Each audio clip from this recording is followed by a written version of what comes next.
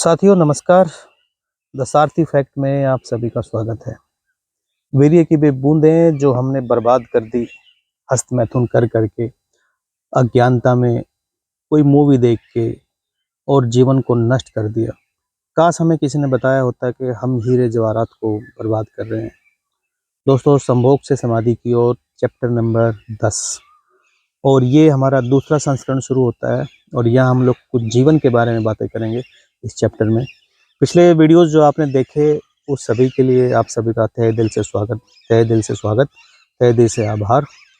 ये जो वीडियो है जो अब बनाने जा रहा हूँ, मैं सीधा टॉपिक पे आता हूँ। एक कहानी से शुरुआत करता हूँ। एक मछुआरा सुबह उठता है जल्दी, अभी सूर्य निकला नहीं था, और अपने नाव की तरफ चलता है। रास्ते में उसे एक ठोकर लगती है। उसे आभास होता है कि शायद कोई पत्थरों से भरा हुआ थैला उसके पैरों में लग गया है। वो उसको उठाकर अपनी नाव में डाल लेता है और अभी सूरज निकला नहीं था। वो सूरज निकलने का इंतजार कर रहा था। वो उसमें देखा कि उसमें कुछ पत्थर कंकर है। अंधेरे में वो एक एक पत्थर को उठाता है और पानी में फेंकता है, उठाता है, पानी में फेंकता है, सोचता रहता है कुछ अपने काम धंधे के बारे में, उठाता है और फेंकता रहता है, उठाता है और फेंकता रहता है। काफ़ी देर हो जाती है, सूरज की लाली दिखती है, सूरज की रोशनी उसके हाथों पे पड़ती है, उसकी आंखों पे पड़ती है। तो एक आखिरी पत्थर जो बचा हुआ था वो उसको फेंकने जा रहा था, और जैसे उसको वो देखता है सूरज की रोशनी में तो वो दिखता है कि वो पत्थर नहीं था, वो हीरे जवाहरात थे, वो सोने के पत्थर थे। और जैसे ही वो उसको देखता है तो वो एकदम से बहुत ज़्यादा अफसोस करता है, क्योंकि वो सारे पत्थरों को पानी में फेंक चुका था। वो सारे पत्थरों को पानी में फेंक चुका था और वो बड़ा अफसोस करता है, ज़िंदगी ने इतना बड़ा तुझे मौका दिया था और तूने उस मौके को पानी में बहा दिया। और काफ़ी देर अफसोस करने के बाद जब उसके हाथ में जो एक पत्थर बचा हुआ था वो उसको लेके खुद को जस्टिफाई कर लेता है कि चलो एक तो बचा, चलो एक तो बचा। अब दोस्तों, ये जो एक तो बचा वाला जो पत्थर है, ये दोस्तों ये वो बूंदें हैं जो हमने ज़िंदगी की बर्बाद कर दी। ये वो रस था ज़िंदगी का जो हमने बर्बाद कर दिया अंधेरे में, क्योंकि रोशनी कभी हमारी ज़िंदगी में आई ही नहीं। रोशनी को कभी ज़िंदगी में स्थान मिला ही नहीं, क्योंकि दोस्तों अब आप सौभाग्यशाली नहीं रहे। सौभाग्यशाली रहे लेकिन उस एक पत्थर के लिए, बाकी सारी ज़िंदगी के लिए आप दोस्तों अनलकी हो गए। आगे बढ़ते हैं, आगे की बातें मैं आपको पढ़ के बताता हूँ, बहुत गूढ़ बातें हैं, ठीक है, समझिएगा बात को। दोस्तों, ज़िंदगी बीत जाती है सभी की, सूरज नहीं निकलता है उनकी ज़िंदगी में, ठीक है, रोशनी नहीं आती है। हम जीवन को एक पत्थर समझ बैठे हैं, लेकिन हम भूल जाते हैं कि जीवन एक बहुत बड़ी संपदा है। उसको फेंकने का उनको उसको फेंकने का और गंवाने का कोई प्रयोजन यहाँ पे है नहीं। और जिन जिन लोगों ने जीवन को हमेशा पत्थर कहा है, व्यर्थ कहा है, उन लोगों ने ही जीवन के अंदर इतना ज़्यादा अंधकार भर लिया है कि उनके जीवन में आज के दिन प्रेम है नहीं, ठीक है। अब अगर कोई व्यक्ति आकर के आपसे ये कहता है कि भई आपने बहुत सारा जीवन, बहुत सारी संपदा अपनी बर्बाद कर दी है, तो यही सभ्य और धार्मिक लोग क्रूरता से भरकर आप पर प्रहार करने लगेंगे। इस बात को लेकर नहीं कि आप जो कह रहे हैं वो गलत है या सच है, इस बात को लेकर के शायद उन्हें आभास हो जाएगा कि हाँ, वास्तव में उन्होंने ऐसा गलत कर दिया है। उन्हें आईना दिख जाएगा, और दोस्तों आईना बड़ा खतरनाक होता है, ठीक है।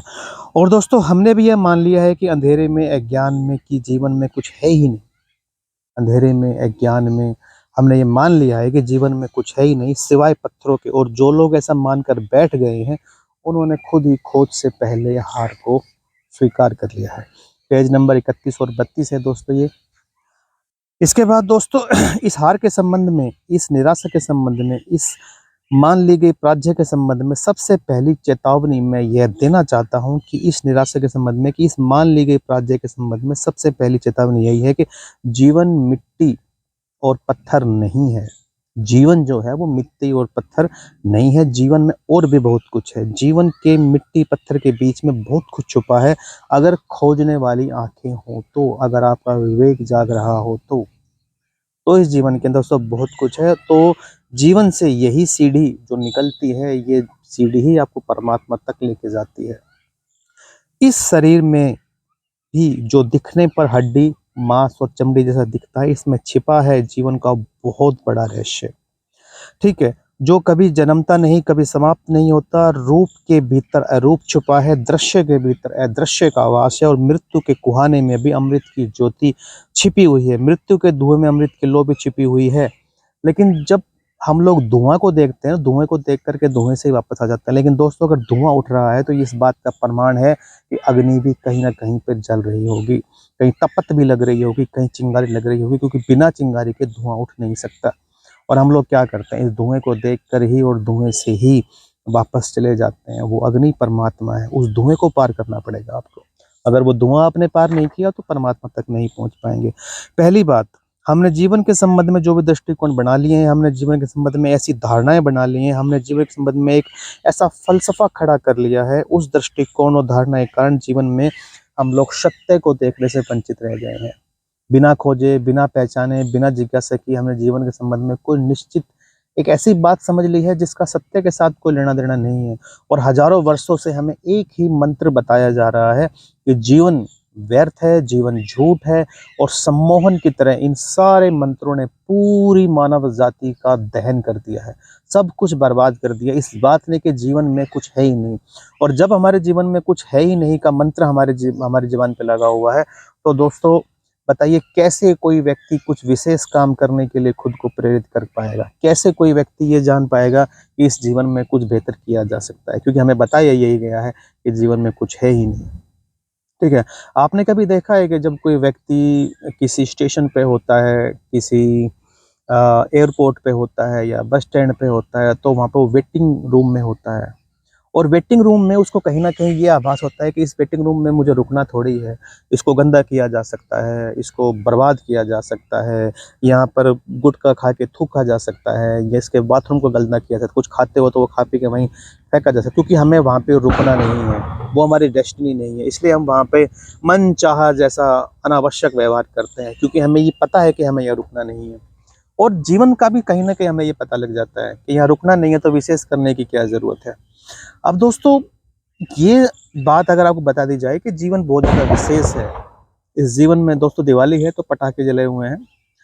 जीवन बहुत ज़्यादा विशेष है, जीवन में बहुत कुछ ऐसा है जो किया जा सकता है, जो करवाया जा सकता है।